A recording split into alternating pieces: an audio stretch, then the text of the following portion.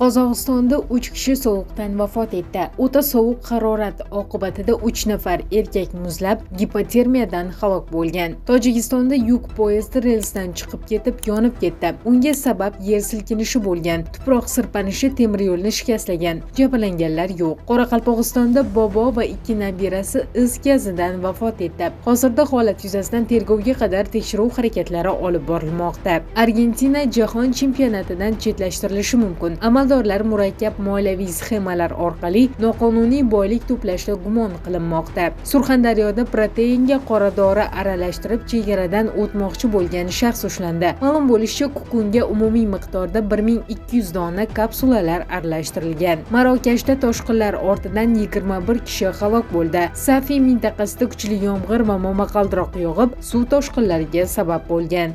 Ularni bilishga tayyormisiz? Unda Telegram kanalimizga ulaning. Havola profil shapkasida.